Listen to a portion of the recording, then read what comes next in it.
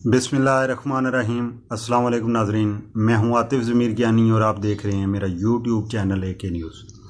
नाजरीन Akram, Pakistan stock exchange पे हमला पाकिस्तान को एक वार्निंग थी, पाकिस्तान को एक साइन था कि हमने आपके मुआशी हब पे हमला करके बता दिया है कि अगर आप चाइना की टिल्ट करेंगे, चाइना के साथ मिलकर इंडिया के अगेंस्ट लड़ेंगे तो हम आपको माशी तौर पे जो पहले ही आप ज़बूं हाल हैं मज़ीद ज़बूं हाल कर देंगे। इससे कबल आपने देखा होगा कि चंद दिन कबल रेंजर्स के नौजवानों को घोटकी के अंदर शहीद किया गया।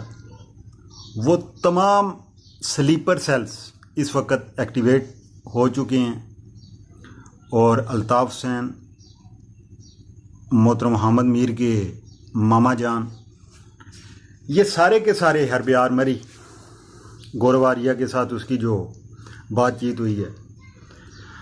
अब इंडिया ने पाकिस्तान को इंगेज करना है, पाकिस्तान को अंदर से उसने ज़ात पहुँचाने की कोशिश करनी है अपने स्लीपर सेल के ज़रिए, जिनको माजी में वो कुछ वक्त के लिए डीएक्टिवेट कर चुका था। चाइना के अगेंस्ट इंडिया बुरी तरह फंस चुका है। अब ये हमला वो पाकिस्तान को एक वार्निंग आप कह सकते हैं कि हमने चाइना का साथ नहीं देना। क्या इसके लिए हम तैयार हैं? मेरी अपनी दानिश में आपने माजी में देखा होगा कि चाइना ने 1962 में पाकिस्तान के मोहतरम मासूम अयूब खान को कहा कि आप दूसरा फ्रंट खोल दें और कश्मीर को आज़ाद करवा लें। हमने नहीं किया। पाकिस्तान ने जब कारगिल पे हमला किया तो पाकिस्तान ने चाइना को कहा कि आप उधर से इन पे दबाव बढ़ाएं। चाइना ने कहा कि नहीं, आप माजी में हमें इनकार कर चुके हैं। ये वो मकाम था जब चाइना की तरफ से भी सपोर्ट नहीं मिली तो मियां नवाज शरीफ ने टेबल के ऊपर जीती हुई जंग हार दी थी। उनको पता चल चुका था कि एक तो हमारा दोस्त चाइना वो मदद करने के लिए तैयार नहीं है। बैरूनी तौर पे इंडिया का प्रोपेगेंडा काफ़ी अरसे से पाकिस्तान के ऊपर, पाकिस्तान पे हैवी था। अब दोबारा मेरा जो ओपिनियन है वो ये है कि पाकिस्तान को भी इंडिया के अंदर अपने लोगों को एक्टिवेट करना चाहिए। ये जो पॉलिसी है कि हमने उनको किसी जानब से कोई नुकसान नहीं देना, सिर्फ बच्चों को पढ़ाना है, दुश्मन के बच्चों को, तो इस तरह आप अपने मकसद अचीव नहीं कर सकते। बैरूनी दुनिया को ये बताना होगा कि आप लोगों को हमने 1 साल कबल बता दिया था कि कश्मीर हमारा अटूट रिश्ता है कश्मीरियों के साथ। अब जबकि मोदी ने वो 370 और 35 से ख़त्म किया है तो एक तीसरा फरीक भी उसमें आ चुका है, बल्कि मेरी नज़र में चौथा फरीक आ चुका है। कश्मीरी खुद, इंडिया, पाकिस्तान और अब चाइना। अगर आपने ये मसला हल कर दिया होता तो हमारे पास कोई ना कोई ऑप्शन होती थी आपके बात मानने के लिए, लेकिन इस वक्त हमारे पास सवाए चाइना का साथ देने के कोई ऑप्शन नहीं आप लोगों ने छोड़ी। ये बैरूनी दुनिया को बताना होगा, लेकिन हमारी वजारत खारजा इस लिहाज से बिल्कुल खामोश और एक तो फैली सा इदारा लग रहा है। कश्मीर के हवाले से इमरान खान की तकरीर को कब तक आप प्रोजेक्शन देते रहेंगे? इस वक्त पाकिस्तान को बरसरेआम, मेरी अपनी दानिश में गलत हो सकता है, आप लोगों का इख्तलाफ करना हक बनता है।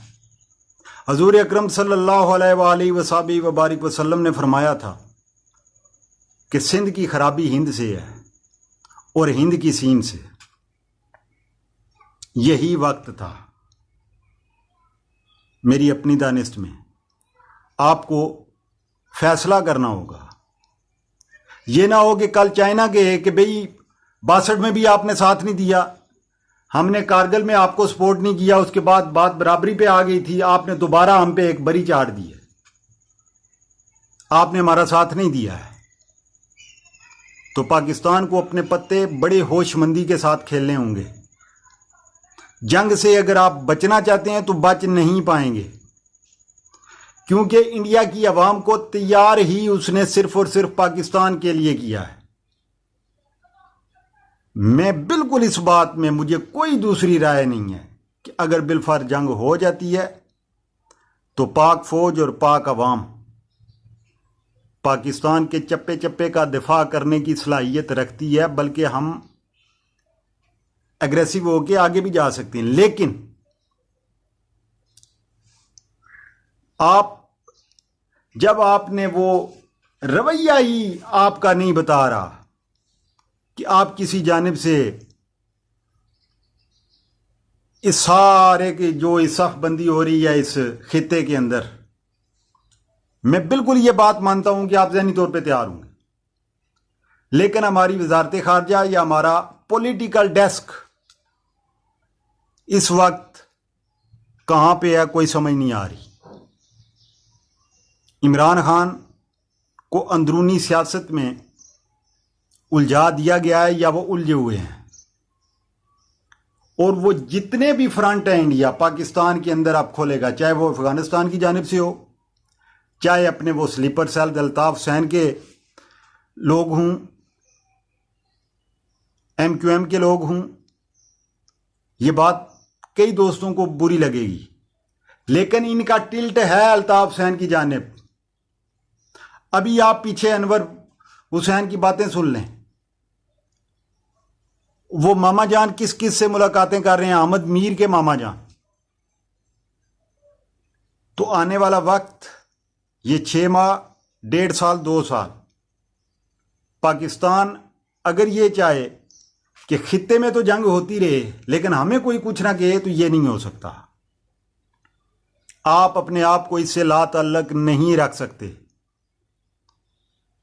और इंडिया को जवाब आपको उसी की ज़बान में, उसी की सरजमीन के अंदर देना पड़ेगा।